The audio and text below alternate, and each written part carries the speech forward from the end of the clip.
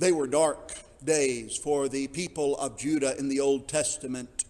The king of Assyria, a man by the name of Sennacherib, had sent his army against Jerusalem. The Assyrians had conquered nation after nation after nation, including the northern kingdom of Israel, about a decade or so before. And now this Assyrian king Sennacherib has set his sight on Judah and on Jerusalem. He sent his messenger to Jerusalem with his message to give to King Hezekiah of Jerusalem over the people of Judah. And I want you to notice what that message was. 2 Kings chapter 19, beginning with verse 10. Look at the message and then notice how King Hezekiah received the message, what he did once he heard it.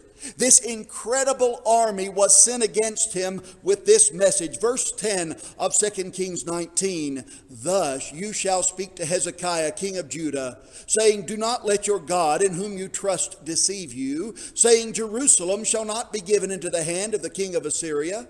Look, you have heard what the kings of Assyria have done to all lands by utterly destroying them. And shall you be delivered? Have the gods of the nations delivered those whom my fathers have destroyed? Gozan and Haran and Rezeph and the people of Eden who were in Telassar.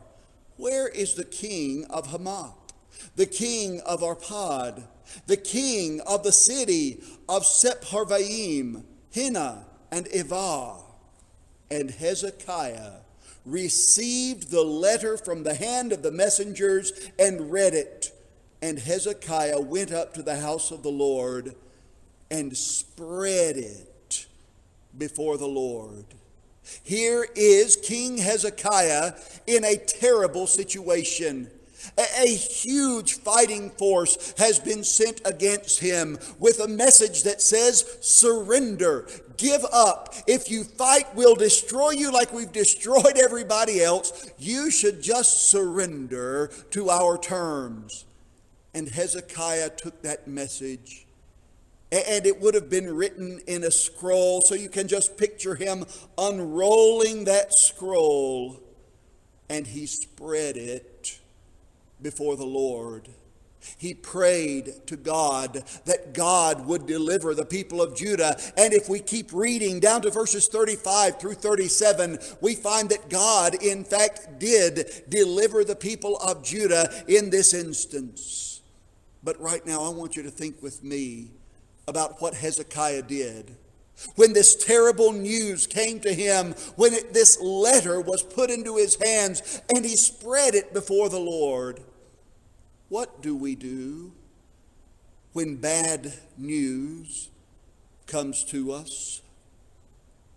19 years ago, on a Tuesday morning here in the United States, we were receiving word that there had been a terrorist attack against the Twin Towers in New York City. In all, almost 3,000 people were killed in those attacks. Our knees buckled. Today we see riots, we see violence, we see anger, and we look at all of these things and our anxiety level rises. We get a diagnosis. We experience a pandemic. We lose a loved one. Our knees buckle. We're afraid. We're anxious. Where do we go? Where can we go? Where can we turn when bad news comes our way? Friends, let's do what Hezekiah did. And whatever that bad news is, in whatever form it may be when it comes to us, let's spread it before the Lord.